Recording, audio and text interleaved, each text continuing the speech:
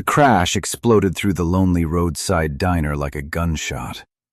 A heavy metal serving tray slammed against the cracked linoleum floor. White porcelain plates shattered into hundreds of razor-sharp fragments that skidded beneath the flickering yellow neon lights. Thick black coffee spread across the greasy tiles like spilled ink, slowly creeping toward the worn leather boots of the stunned customers. For one impossible heartbeat, everything stopped. The forks froze halfway to hungry mouths. The sizzling grill continued to hiss, but no one moved. Outside, the first pale breath of dawn slowly climbed over the muddy fields along Highway 61 outside Memphis. Fog drifted across the empty road, while a cold southern wind rattled the faded diner sign hanging above the entrance. Then came the shouting. "You stupid woman!" The enormous truck driver slammed both fists onto the counter with such force that the coffee cups jumped. His voice echoed against the old walls, each word sharper than broken glass. "Look what you've done!" The waitress stood motionless. She could barely breathe. Her uniform, once bright yellow, had faded into a tired gray from endless washing. The sleeves were stained with grease. Her apron carried fresh burns from the grill. Tiny cuts covered her trembling hands, the hands of someone who had spent years working without rest. She had already worked 2 full shifts. She had not slept. She had not eaten since the previous afternoon. And now every eye inside the diner was fixed upon her. Not with kindness, with judgment.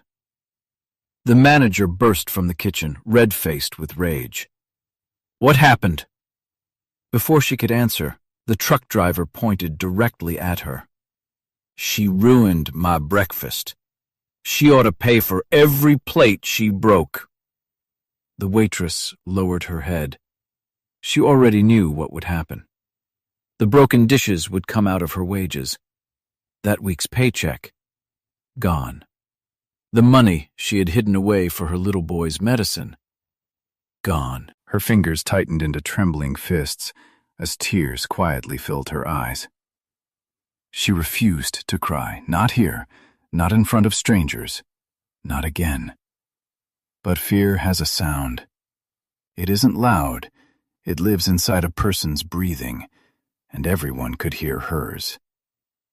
In the darkest booth near the back of the diner sat a young man dressed in a long, tailored wool coat. His collar was raised. A pair of dark sunglasses hid his face despite the weak morning light. He had entered only minutes earlier, hoping for nothing more than a quiet breakfast before another exhausting day on the road.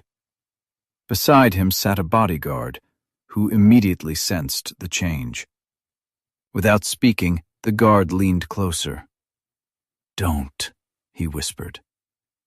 The young singer never answered. His eyes remained fixed on the frightened waitress.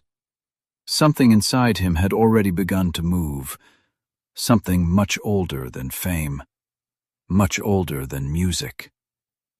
The waitress bent down to collect the shattered porcelain with her bare hands. A sharp fragment sliced across her finger. Blood appeared instantly. She ignored it. She reached for another piece, and another. Then, a polished leather boot stepped into the middle of the broken glass. The room became silent once more. The stranger from the back booth had stood up. His bodyguard quickly rose after him. "Elvis." The warning came softly. "Please don't." But Elvis Presley gently pushed the man's arm aside, without taking his eyes off the woman.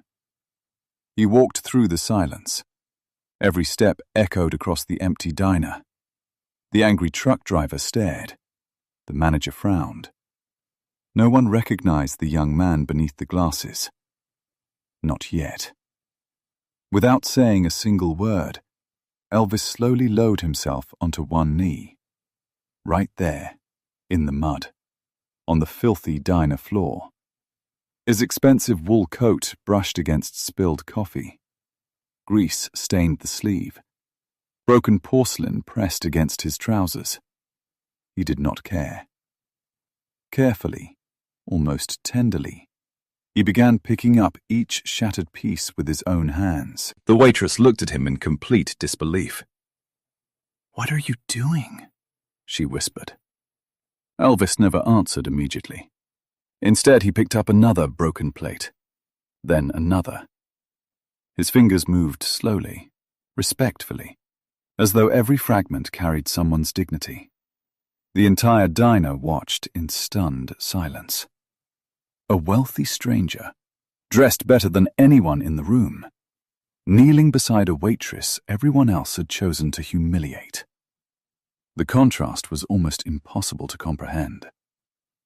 Then Elvis finally looked at her hands. Time stopped. Those cracked knuckles, those red fingers, the tiny burns, the soap-dried skin. Suddenly, he wasn't standing in a diner anymore. He was back in Tupelo. He saw another pair of tired hands. His mother's hands, Gladys Presley. Hands swollen from endless washing. Hands rubbed raw by laundry soap. Hands that had worked until they bled, simply to place flour on the family table. Hands that had quietly hidden their pain, so her little boy would never know how close they lived to hunger. The memory struck him with such force that his chest tightened. He remembered waking in the middle of cold nights, hearing his mother coughing from exhaustion. He remembered pretending to stay asleep because he knew she would smile through the pain if she saw him awake. He remembered promising himself, as nothing more than a poor Mississippi boy, that if God ever lifted him from poverty, he would never walk past another suffering soul. Never. The promise returned now. On a greasy diner floor, years later, more powerful than every screaming crowd, more powerful than every record contract waiting ahead. The manager stormed toward them. "Sir, she caused all this damage." Elvis slowly stood. His expression had changed completely. Gone was the quiet traveler. Standing before them now was a man carrying memories far heavier than money. He looked directly into the manager's eyes, then toward the furious truck driver. His voice was calm, almost gentle, yet every word landed with the weight of thunder. "Tell me something." The room leaned closer. "How much does this place cost?" No one answered. He repeated the question. "Everything." His voice never rose.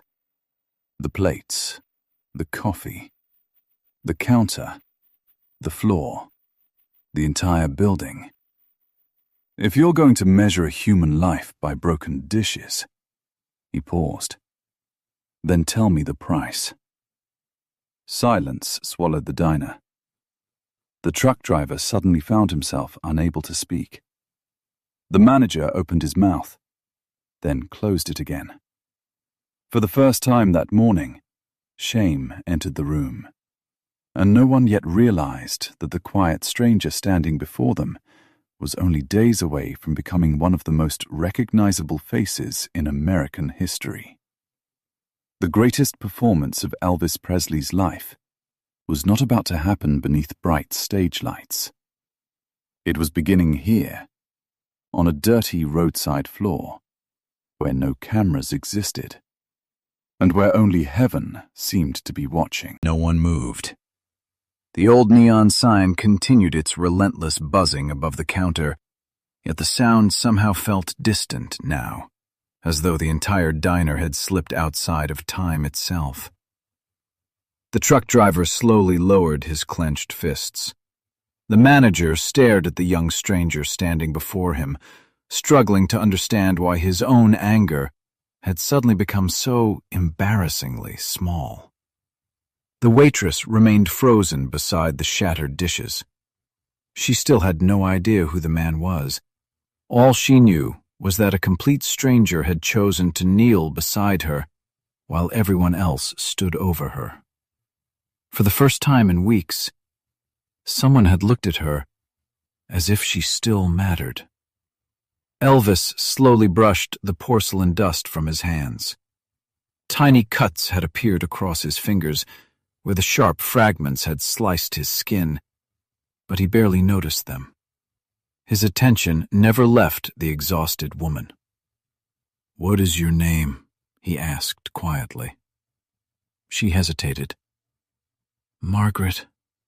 Her voice barely escaped her lips. "How long have you worked here, Margaret?" She swallowed hard. "Since my husband died." Those few words carried more weight than an entire speech. The room became even quieter. "My little boy," she whispered. "He's sick." She immediately looked away, ashamed that the words had escaped.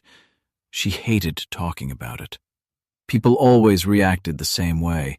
Some offered pity, others offered empty promises. Most simply walked away. Elvis did neither. Instead, he asked another question. "How old is he?" "5. "And what's wrong with him?" The tears she had fought so desperately finally escaped. "The doctor says he needs penicillin. Immediately," her voice cracked. "I've been working every shift they give me." She looked down at the broken dishes scattered across the floor.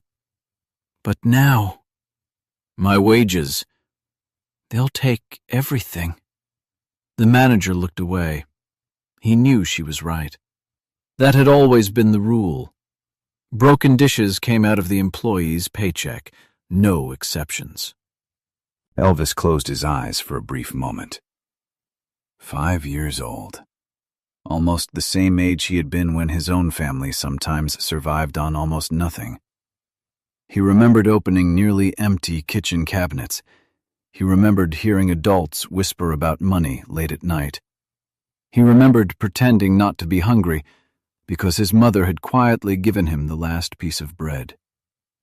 Poverty never truly leaves a person. Even after the money comes, the memories remain. Sometimes they become louder. He reached slowly into the inside pocket of his tailored coat. The bodyguard immediately recognized the movement. He stepped closer. "Elvis," his voice was cautious, "you've already given away too much this month." Elvis never looked at him. "You can't save everyone."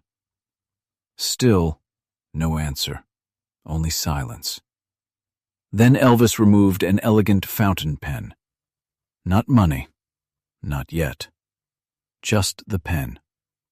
He turned toward the counter where a stack of clean white paper napkins rested beside the coffee machine. He picked one up carefully. The paper felt impossibly thin, almost fragile enough to disappear between his fingers. He placed it flat upon the counter. For several seconds, he simply stared at it. The entire diner watched. No one dared interrupt. Then the pen finally touched the paper. Each word was written slowly, deliberately, almost like a prayer. He wasn't writing for history. He wasn't writing for newspapers. He wasn't writing for fans. He was writing for one exhausted mother who believed the world had forgotten her. When he finished, he folded the napkin once, then once again, perfectly, carefully. He placed it beside her untouched coffee cup. Without attracting attention, his other hand slipped back inside his coat. When it returned, it carried a thick bundle wrapped tightly with a simple paper band. $100 bills, folded neatly, stacked high enough to disappear beneath the heavy ceramic cup. No one saw the exact moment he slid the money underneath. Not the truck driver, not the manager, Not even Margaret. The bodyguard looked away intentionally. He had witnessed scenes like this before. There had been hospitals, churches, poor farming families, children without shoes, widows who believed no one remembered them. Elvis never announced his generosity. He hid it, almost as though he feared praise more than criticism. He adjusted the coffee cup one final time, completely hiding the fortune beneath it. Enough money to erase debts. Enough money to buy medicine. Enough money to keep food on the table for many long months, perhaps longer. He never counted it, because to him, need could never be measured with arithmetic. He placed the pen back into his coat. Then he smiled. It wasn't the smile millions would one day scream for beneath stadium lights. It was smaller, warmer, the smile of a son remembering his mother. "Go home tonight," he said softly. Margaret looked confused. I still have another shift." "No." His voice remained gentle. "You've already worked enough."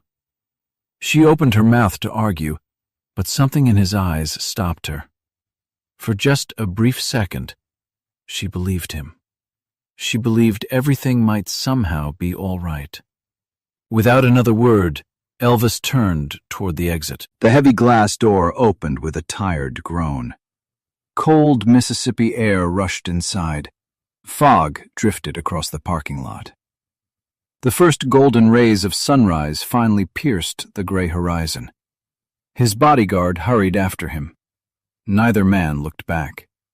Their footsteps disappeared across the wet pavement toward the waiting automobile. Inside the diner, life slowly began moving again. Customers started whispering. The truck driver quietly sat back down. His untouched breakfast had gone completely cold. For reasons he could not explain, he no longer felt hungry. The manager remained behind the counter, unable to shake the feeling that something extraordinary had just happened. Yet he still couldn't explain why. Only Margaret stood perfectly still. She stared at the closed door. Something inside her told her that the stranger had left behind more than kindness. Far more. Slowly, almost afraid to breathe, she reached toward the coffee cup. Her trembling fingers lifted the folded napkin first, then the cup. The instant it rose from the counter, a thick stack of folded bills slid into view. For a heartbeat, she couldn't understand what she was seeing. Then the tears came. Not gentle tears, not quiet tears. The kind that burst from years of exhaustion all at once. Her knees nearly gave way beneath her. The manager rushed forward just as the folded napkin slipped open in her shaking hands. Across the white paper, written in careful blue ink, were words she would remember for the rest of her life. "Your hands look exactly like my mother's. Please take this money and go home to your little boy tonight. May God watch over your family."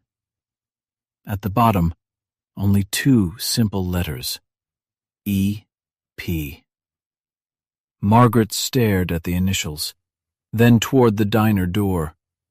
Outside, the black automobile was already disappearing into the rising morning mist. She still didn't know she had just met Elvis Presley.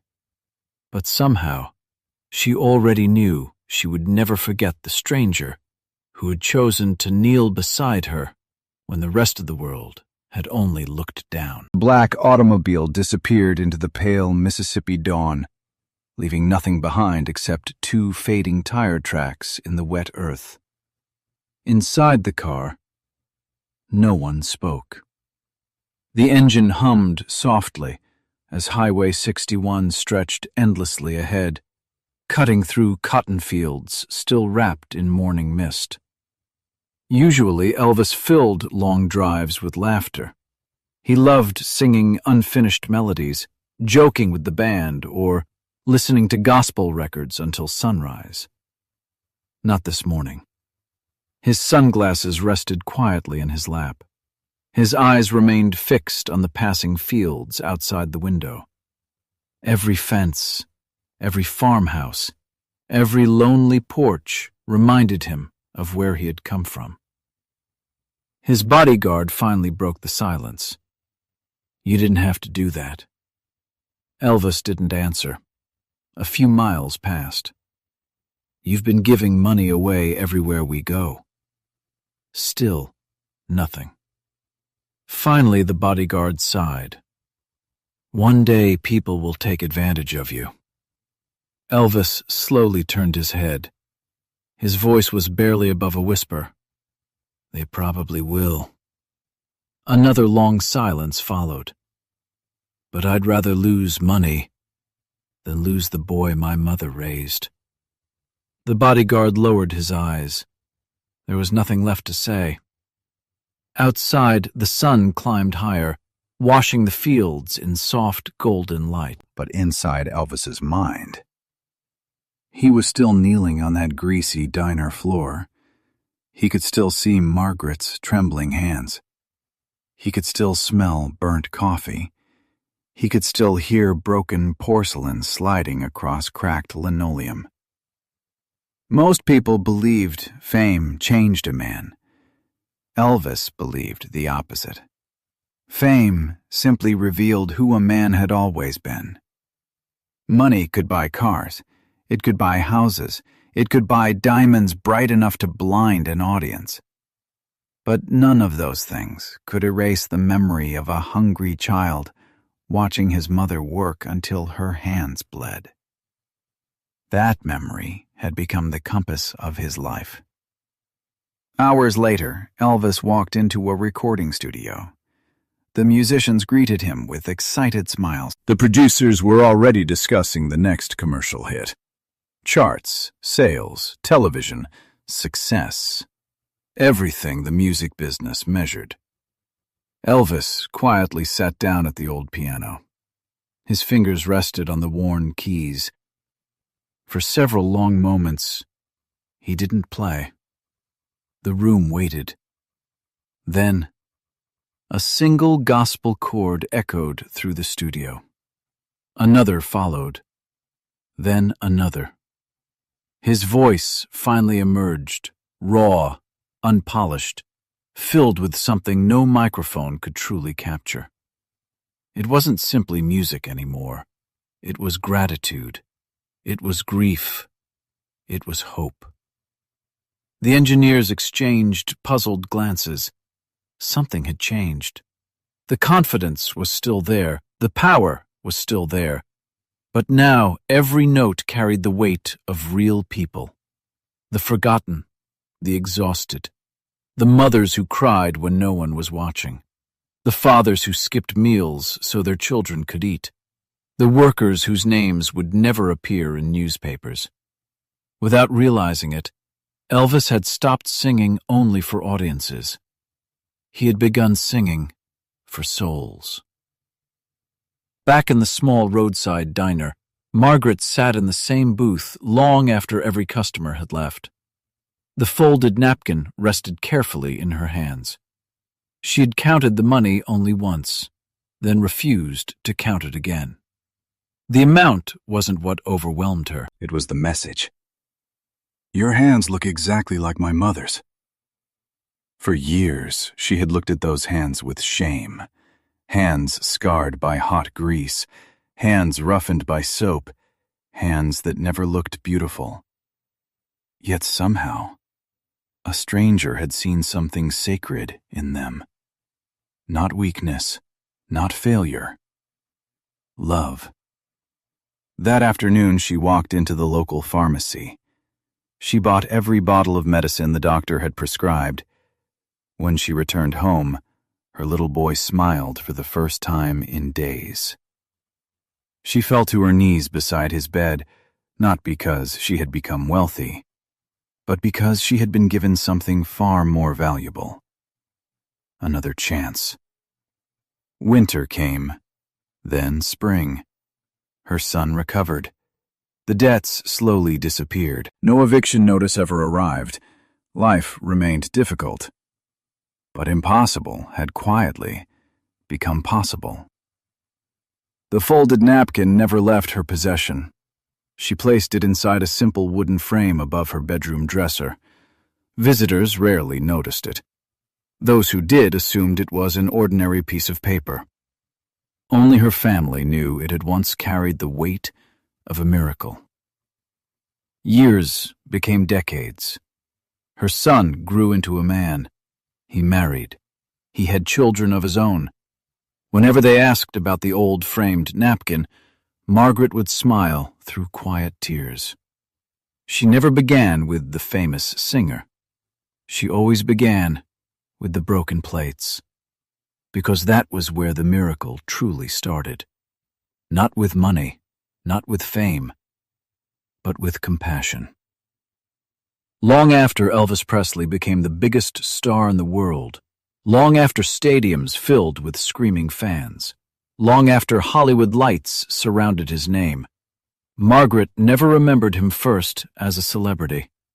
She remembered him as the man who got down on his knees beside a frightened waitress while everyone else stood above her. Many people would later write about Elvis Presley. They would celebrate the records, the concerts, the movies, the awards, the dazzling jumpsuits, the roaring crowds, the gates of Graceland. History would remember the legend. But legends are often built beneath spotlights. Character is built where no one is looking. There were no photographers inside that diner, no television cameras, no newspaper reporters, no applause, no headlines waiting the next morning. Only a frightened mother, a broken breakfast, and a young man who refused to let another human being carry shame alone. That was the performance no audience ever witnessed. And perhaps it was the greatest performance of his entire life. Years later, when people asked Elvis what success truly meant, he rarely spoke about records or money. Deep inside, he already knew the answer. Success was never measured by how loudly people cheered your name. It was measured by whether someone's life became lighter after they crossed your path. The old roadside diner eventually disappeared. The building was demolished. The neon sign was torn down. The cracked linoleum floor was buried beneath fresh concrete. Time erased every physical trace of that cold morning, except one: the story. It lived on in whispered family conversations. It passed from parents to children, from grandparents to grandchildren. Not as a tale about a superstar, but as a reminder that kindness is often at its most powerful when no one is watching. Because crowns eventually lose their shine. Records are broken, buildings fall, names fade. But one quiet act of mercy can echo through generations. And somewhere beyond the noise of history, beyond the flashing cameras, beyond the screaming crowds, the image remains forever unchanged. A young Elvis Presley, kneeling on a dirty diner floor, picking up broken pieces beside a weeping mother, proving that the greatest legends are never defined by the stages they stand upon, but by the broken hearts they choose to lift.